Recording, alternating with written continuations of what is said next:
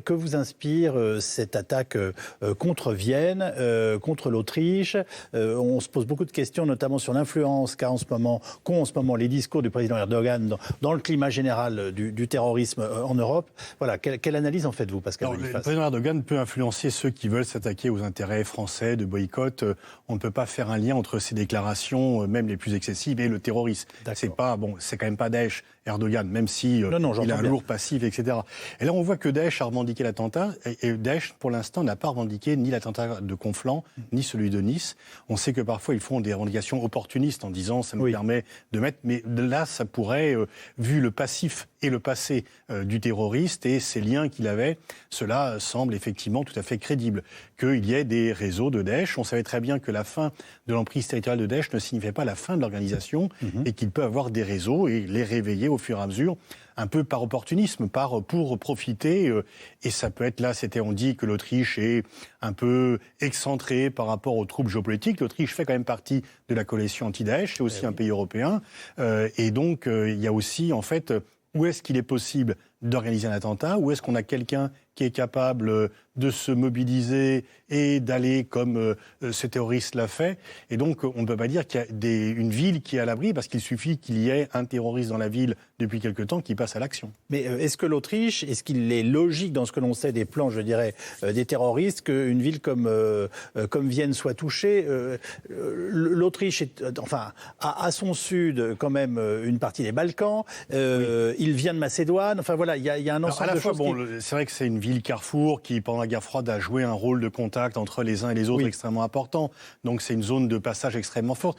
Je pense un peu que c'est plus... Je ne pense pas que ce soit l'Autriche en tant que telle ou Vienne en tant que telle qui soit visée, qu'on a quelqu'un sur place qui est en mesure de commettre un attentat, on l'actionne parce que même si c'est à Vienne, on en parlera dans le monde entier. Parce que, en fait, même si l'Autriche... L'écho est international, quoi qu'il arrive. Voilà. La preuve, c'est que tout le monde en parle, que même Trump a envoyé un message de condoléances et que chacun se sent concerné, aussi bien au sein de l'Union européenne qu'en dehors de l'Union européenne. Donc effectivement, l'écho, même à Vienne, il est central. Vous nous l'avez dit, Daesh est spécialiste des revendications opportunistes. Néanmoins, on se demande ce qu'est l'état de l'État islamique au moment où nous parlons. Est-ce qu'il existe encore, même par petits groupes, par petits morceaux, et est-ce qu'il est actif, je dirais, dans l'incitation aux attentats? Oui, bien sûr, on le voit là avec cela. Il n'y a pas besoin d'avoir des armées de djihadistes pour commettre des attentats. Quelques individus suffisamment fanatisés suffisent. Et donc effectivement, heureusement, Daesh ne peut plus organiser des attentats de grande ampleur comme ils l'ont fait chez nous en novembre 2015 depuis qu'ils ont perdu leur emprise territoriale. C'est beaucoup plus difficile. On n'est pas à l'abri, mais c'est beaucoup plus difficile. Mais voilà, un type fanatique trouve des armes, ce qui est toujours très facile finalement à trouver, par le trafic, par différents canaux, et va commettre un attentat dans une ville paisible où les gens profitaient des dernières heures de tranquillité avant un confinement. Il avait suivi un programme de déradicalisation. Bon, qu'est-ce que ça vous inspire comme commentaire? On sait très bien quand même que ces programmes ne sont pas d'une efficacité à toute épreuve. Ils sont nécessaires? Ils sont néanmoins nécessaires?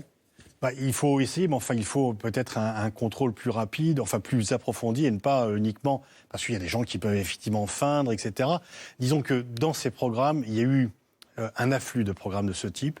Certains étaient de réelle qualité, d'autres l'étaient moins. Parce qu'il y a eu des sommes d'argent assez fortes qui ont été lancées, et il y a eu un peu le meilleur et le pire dans ces programmes dits de déradicalisation.